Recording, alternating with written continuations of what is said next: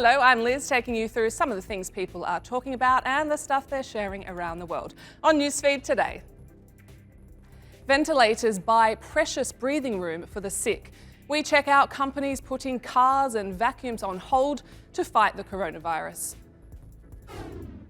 A look at those who won't stay put and do absolutely nothing to try and save the world.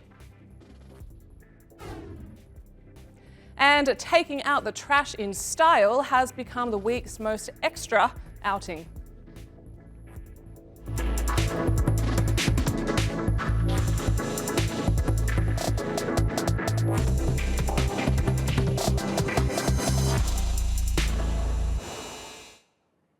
Top of our newsfeed today, the battle for ventilators to fight COVID-19. We are months, maybe years away from a vaccine. The best tools we have so far to fight the disease is spatial distancing and ventilators. But no government planned for a pandemic of this scale.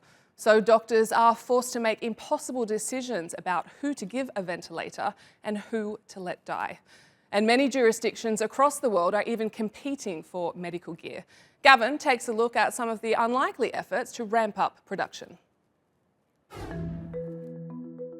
Motor manufacturers, vacuum cleaner makers, and Formula One racing teams aren't companies ordinarily associated with medical equipment. But they've been drafted into the coronavirus supply chain because the simple fact is, the world needs more ventilators.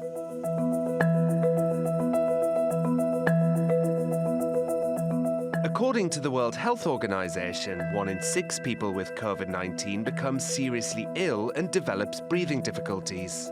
In severe cases, the virus causes damage to the lungs and breathing becomes impossible. In those cases, patients need ventilators. Ventilators control the oxygen and airflow to patients' lungs, supporting them while they can't do their work.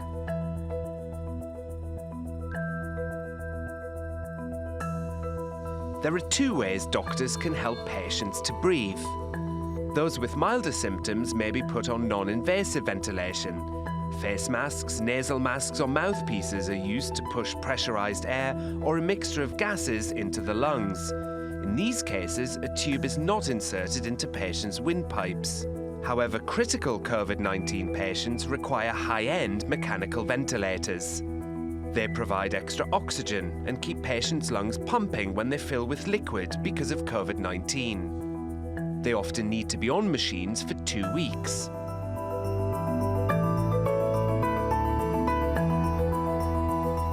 According to analysis by data and analytics company Global Data, 880,000 more ventilators are needed globally due to the coronavirus outbreak. But ventilators need to be extremely reliable, because if they fail, the patient is likely to die. Several companies, including Ford, GM, Toyota, and Tesla, have shut down their car production lines and teamed up with ventilator manufacturers to help them increase their production.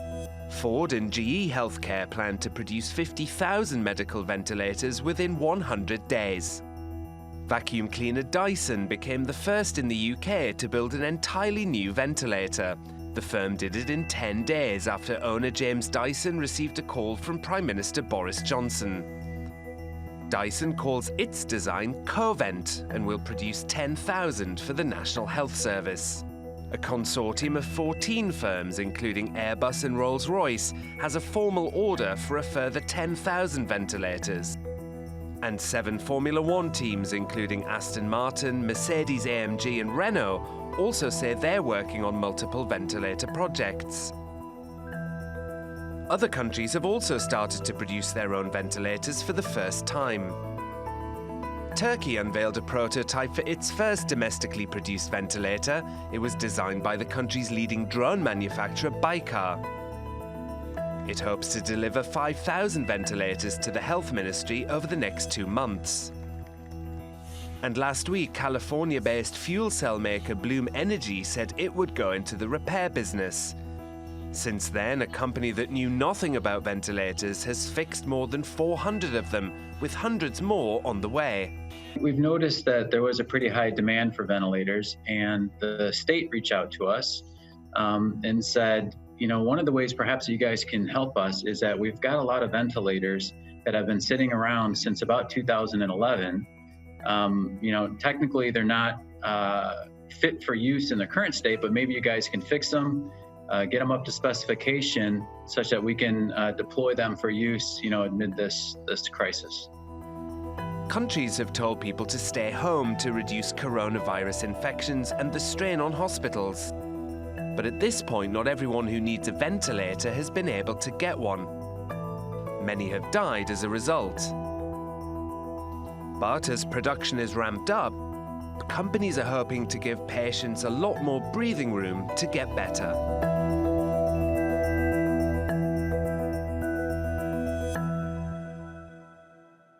Let's take a look now at some other Rona-related stories you may have missed. You might have seen lots of people adopting pets during the crisis, but here is something new. You can now adopt a healthcare worker. While frontline health workers are taking care of sick people around the clock, some don't have time to take care of themselves. A number of Facebook groups have sprung up, connecting people who want to help them out with basic things like shopping for groceries. The pandemic has cancelled a lot of plans, including Aubrey's 9th birthday present to go and see Hamilton the musical on Broadway in New York. Actor John Krasinski caught on and interviewed Aubrey for his YouTube series Some Good News. And then Lin-Manuel Miranda, the guy behind the Hamilton musical, popped up on Zoom and invited some friends to the group chat. Enjoy. We are waiting in the wings for you. Waiting in the wings, you can never back down, you never learn to take. We've got to try and spread the stay-at-home message wherever possible. So 3 of the UK's most popular gaming companies are now broadcasting ads in gameplay to try and stop people leaving their homes during the pandemic. The UK's uncharacteristically warm weather has been all too tempting for many people who were seen sunbathing or taking their sweet time exercising in parks over the weekend. Have you got any idea what day it is? Unless you're one of the few essential workers still venturing out into the outside world for work. And if that is you, well, thank you for your service. But in these days of quarantine, it's becoming harder and harder to keep track of the time passing. It's just day becomes night becomes day. Well, thankfully, the Fox 8 news team in Cleveland has come up with a genius news segment to remind us which day of the week it is. It's simple but effective.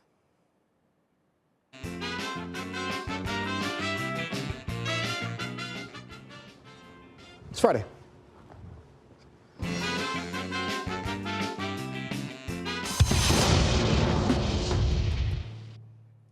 Handy. Now, I know lockdown has come as a bit of a shock to our freewheeling lives, but while most people are staying home and saving lives, others are trying to make the best of a bad scenario. And some others think they are the exception to the rules. Now, we've all spent enough time looking at exponential graphs in the past few weeks to know that we need most people on board to flatten that curve. Here's a look at some who couldn't manage doing absolutely nothing. Lockdown. It seems like a simple enough concept. But apparently, not everyone is on the same page. This bride in South Africa had to spend her wedding day behind bars because her groom and 50 guests decided to ignore a ban on public gatherings. Scotland's chief medical officer resigned after she was caught breaching her own guidelines by taking a family on a trip to their holiday home. She fronted Scottish Government TV and radio adverts urging the public to stay at home to save lives, and then ignored the advice herself. The World Health Organization says healthy people generally don't have to wear masks, but it's now compulsory in Austria, Turkey, and several other countries.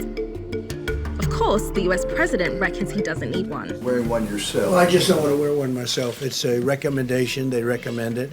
I'm feeling good. I just don't want to be doing, I don't know, somehow sitting in the Oval Office behind that beautiful Resolute desk. The great Resolute desk. I think wearing a face mask as I greet presidents, prime ministers, dictators, kings, queens, I don't know, somehow I don't see it for myself. I just I just, maybe I'll change my mind, but In some Colombian towns and in neighbouring Bolivia, people are only allowed out on given days according to their national ID number. In India, police have been accused of beating people who defy the lockdown. Some are trying a different tactic, dressing up as the virus. But the advice everywhere is pretty much the same. Stay at home. Stay at home. Now let's go around the world for some other stories, not about coronavirus, if you can believe it. Welsh pop star Duffy was on the edge of superstardom in 2008 with a #1 UK album and winning Brit Awards and a Grammy. But she then disappeared from the public eye for more than 10 years.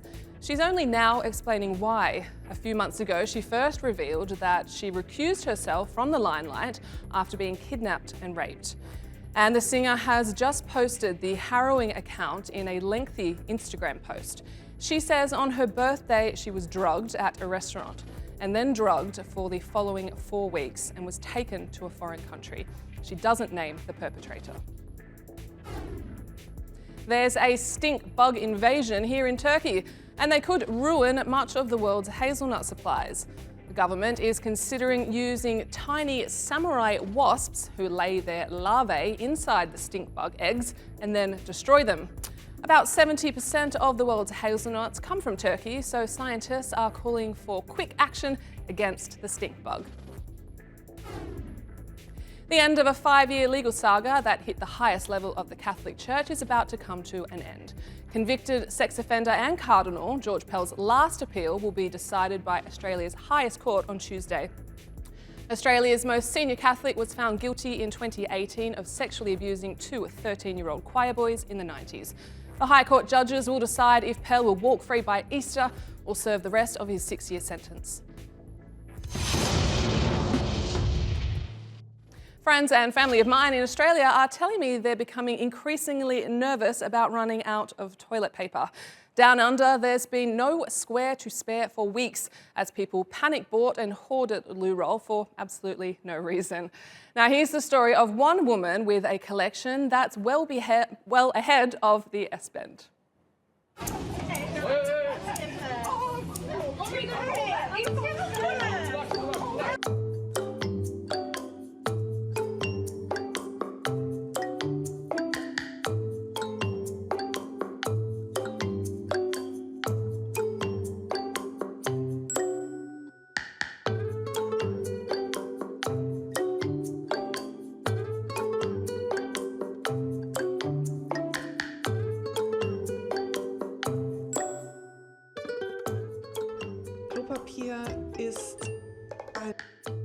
Blue paper is, I think, kind of like a seismograph of the character of a nation or a global region.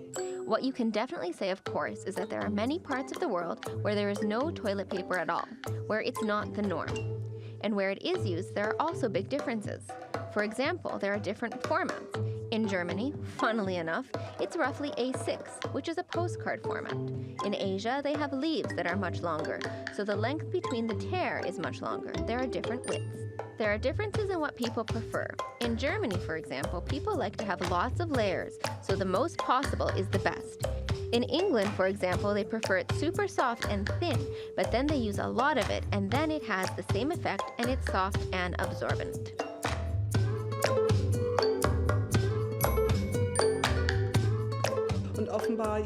I have been collecting toilet paper for a long time, and apparently at the moment, loo roll is the theme of the hour.